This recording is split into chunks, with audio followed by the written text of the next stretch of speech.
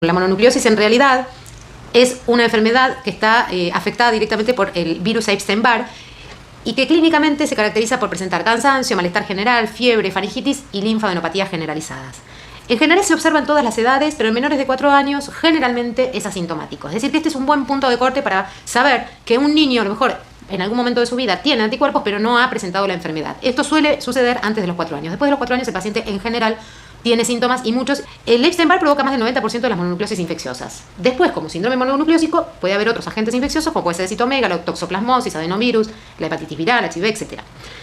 Lo que sí me interesa por ahí tener en cuenta es que hay un modo de contagio, que es a través de la saliva y las relaciones sexuales, pero que hay un tiempo de excreción, que eso sí es para tener en cuenta, porque no se puede indicar una evisión escolar según el tiempo de excreción de este agente. Porque este agente puede ser excretado más de 6 meses luego de la infección aguda y puede tener excreciones en forma intermitente por toda la vida. Es decir, que el que ha tenido mononucleosis lamentablemente seguirá contagiando intermitentemente toda la vida y los primeros 6 meses más aún, y bueno, y cada uno de los contactos infectados a lo mejor harán o no harán la enfermedad.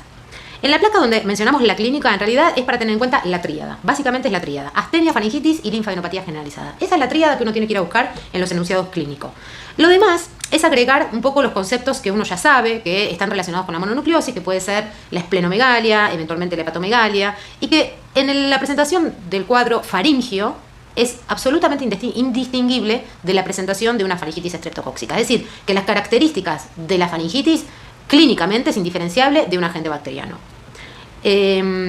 Lo que sí sucede, y que también está preguntado, es que estos pacientes que tienen mononucleosis, como la característica de la faringitis es indiferenciable clínicamente, a lo mejor si no se hace un hisopado previo para hacer diagnóstico de faringitis estreptocóxica y se medica sin hisopar, si el agente causante de esa faringitis fue una el Epstein-Barr, lo que hacen como complicación es presentar un exantema por amoxicilina o ampicilina de origen inmunológico, en la mayoría de los casos. Es decir, que uno después cree que ese paciente quedó alérgico o tuvo una alergia al antibiótico cuando en realidad fue una respuesta inmunológica secundaria a la aplicación del antibiótico a un agente infeccioso como es el Epstein-Barr en este caso.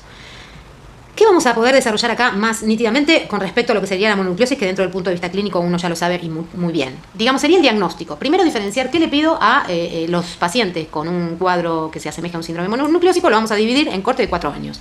El menor de 4 años y el mayor de 4 años. Así como el menor de 4 años presenta sintomatología muy leve o en la mayoría de los casos es asintomático, también a ellos vamos a tener que pedir específicamente laboratorio. El laboratorio en específico es a través de un hemograma, la leucocitosis, la linfocitosis con presentación de linfocitos atípicos, que es un poco de las cosas que uno ya sabe anticipadamente. Puede tener trombocitopenia, puede dar una hepatitis con aumento de las transaminasas y la presentación de ictericia también. Y aparecen los anticuerpos heterófilos como prueba cualitativa, ¿sí? El anticuerpo heterófilo como prueba cualitativa es la prueba de Poole-Bunel-Davidson y después, o monotest, digamos, que es la que se pide en pacientes mayor de 4 años. Y en los menores de 4 años se solicitan anticuerpos específicos. El paciente menor de 4 años, si el monotest es negativo, yo siempre debo pedir anticuerpos específicos. Puede ser que el paciente cercano a los 4 años presente su monotest positivo. Y eso ya implica tener el diagnóstico. Pero lo que tenemos que entender es, si usted recibe un niño con las características clínicas de un síndrome mononucleósico, ¿cuál es su pedido de laboratorio inicial? En menores de 4 años, anticuerpos específicos. En mayores de 4 años, monotest o la prueba de Poole-Bunel-Davidson para hacer diagnóstico. El diagnóstico, en realidad, de laboratorio tiene mucha respuesta inmunológica a la mononucleosis.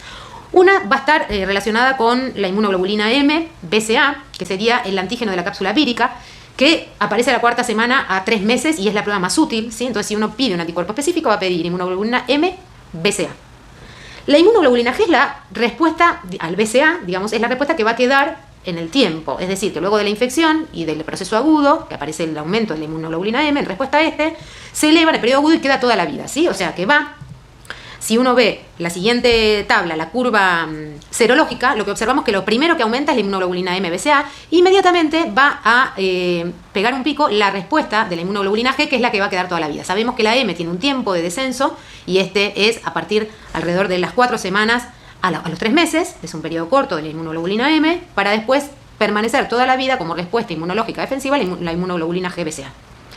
La EAD, componente de tinción difusa al antígeno precoz, o el componente restringido al citoplasma antígeno precoz, no son relevantes al momento de pedir, o sea, lo son, pero no son relevantes al momento de tener que hacer un pedido en un enunciado o en una pregunta choice. Lo va a hacer en función de lo que decíamos de las inmunoglobulinas M BCA y eventualmente del EBNA, que es el antígeno nuclear del virus Epstein-Barr. Los anticuerpos son los últimos que aparecen 3 o 4 meses después de la infección aguda y en forma gradual para persistir con niveles bajos toda la vida, ¿sí? Que lo vemos también graficado en la curva serológica. Es el último, la última curva que asciende para quedar toda la vida con un promedio menor con respecto a la inmunoglobulina G BCA. Pero para sintetizar el concepto es importante saber que en menores de 4 años se piden anticuerpos específicos, de estos la inmunoglobulina M BCA y la inmunoglobulina G para ver dónde estamos parados, y eventualmente el EBNA, y en mayores de 4 años se pide el monotest. El tratamiento de estos pacientes es sintomático, se aconseja hacer reposo durante 2 o 3 semanas, y no existe antivirales de eficacia comprobada. Es decir, que este paciente solo va a recibir tratamientos sintomáticos para el cansancio, el reposo y para alguna molestia en los analgésicos. Las complicaciones son raras, puede haber ruptura esplénica, obstrucción de vía respiratoria, alteraciones neurológicas. El síndrome de Alicia en el País de las Maravillas es una deformidad en la visión que puede ocurrir después del cuadro agudo, las anemias hemolíticas, etcétera, pero las complicaciones suelen ser infrecuentes.